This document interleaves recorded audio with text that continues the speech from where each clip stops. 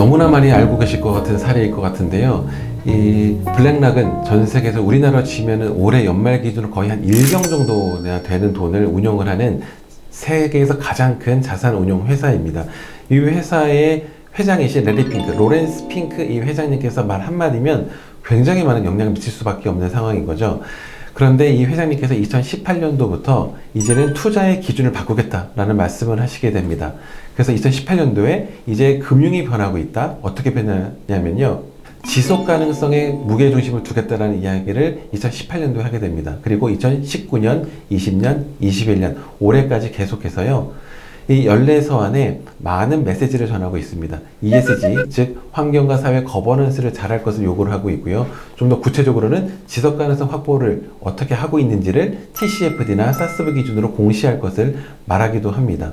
그러면 이렇게 말만 하는 것이 아니라요. 그 다음에 이 블랙락이 어떻게 액션까지 취하고 있는지가 좀 궁금해 하실 것 같은데요. 가장 최근에 많이 이야기가 되고 있는 것이 바로 석탄과 관련된 쪽입니다.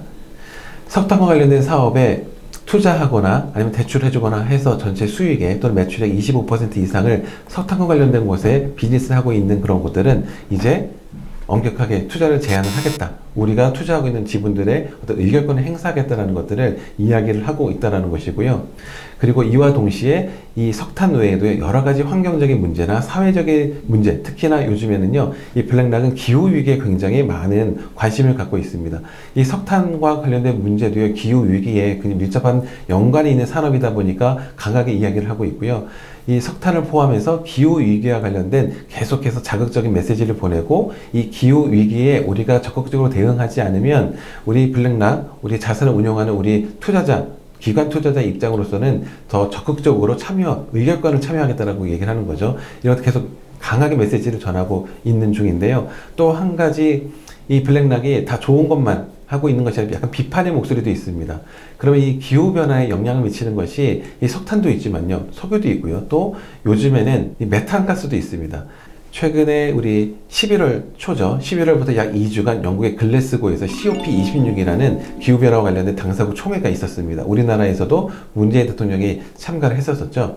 근데 이때에도 메탄과 관련돼서 국제적인 사회에 약속을 했습니다. 즉 2020년 대비 앞으로 2030년까지 메탄의 발생량을 30% 줄이겠다는 약속을 전 세계 같이 함께 했었는데요.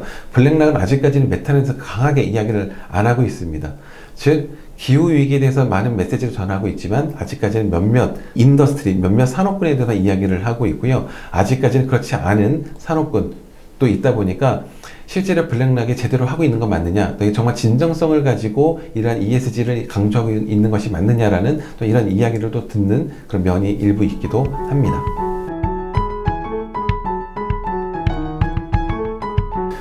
네, 한 가지를 말씀드리기 너무 좀 어려운데요. 아주 짧게 여러 가지를 좀 말씀드리면 어떨까 싶습니다. 제 책에도 소개를 했었는데요. 기업이 사회적으로 물의를 일으켜서 사회적 큰 문제가 되었던 것들 여러 아주 굵직굵직한 사건들이 있었는데 그 중에서도 환경에 영향을 미친 것은 아무래도 이 엑손이라는 회사입니다. 엑손은 정유유 회사인데요. 이 정유유 회사가 과거에 돈을 굉장히 잘 버는 회사였었죠. 매출액도 크고 그리고 수익도 굉장히 많은 회사였었는데 이 배에다가 기름을 싣고 가는 거죠. 이 원유를 싣고 가다가 알래스카 해안에 암초와 부딪히면서 굉장히 큰 지금까지 알려진 해양 오염 사고 중에 가장 큰 오염 사고를 일으켰던 것이 바로 이 엑손이라는 회사입니다. 이 사건 하나 때문에 이 회사가 굉장히 많은 축적했던 이 부와 그런 이익들 이런 것들이 한순간에 벌금과 또는 주민들에 대한 생계 지원금이라든지 자연 생태계 보건기금 이런 형태로 다 많은 그런 재무적인 손실을 또 일으키게 되거든요. 그래서 이런 것들이 ESG, 특히나 이 환경을 잘못했을 경우에 우리가 그러면 안 되겠다. 더 이제는 ESG를 잘해야 되겠다라고 배울 수 있었던 레슨러는 이 엑손이라는 곳에서 찾아볼 수가 있을 것 같고요. 이 사회 영역은 아동 노동으로 굉장히 유명한 나이키라는 회사가 있습니다. 너무나 잘 알고 계시는 사례일 것 같고요. 또 KFC는 우리가 즐겨 먹는 치킨이죠. 이 치킨을 만드는 이런 회사인데요. 여기서 닭을 굉장히 비윤리적인 방법으로 닭들을 죽인 다음에 그런 닭들을 가지고 프라이드 치킨을 만드는 이런 일들을 했는데 이런 데 세간에 알려지면서요. 많은 사람들이 이 KFC에 대한 불매 운동을 하기도 했었습니다. 그러면서 즉 사회적으로 물의를 일으켰던 아동노동 사건이라든지 아니면 동물학대라든지 이러한 사건이 세간에 알려지면서 ESG 측면에 있어서는 네거티브한 영향을 받았던 그런 기업들이 있고요. 거버넌스는 또 굉장히 굉장히 많이 있습니다. 지배구조가 좋지 못함으로써 발생했던 사건 사고는요, 2001년도에 엔론의 그 분식회계 사건, 회계부정 사건이라든지 아니면 2007년도, 2008년도에 있었던 전 세계적으로 금융위기가 이때 있었잖아요. 근데 리먼 브러더스 사태를 일으켰던 이 비윤리적인 이런 행위들, 이게 다 거버넌스에 문제가 있었던 것이고요. 최근에는 2015년도에는 독일 차들을 중심으로 있었던 폭스바겐 그룹이 대표적인데요. 이 자동차 회사들이 대기 배출가스 조작 사건, 이런 것들이 다 거버넌스가 취약했기 때문에 생겼던 이런 큰 사회적인 문제라고 볼 수가 있겠습니다.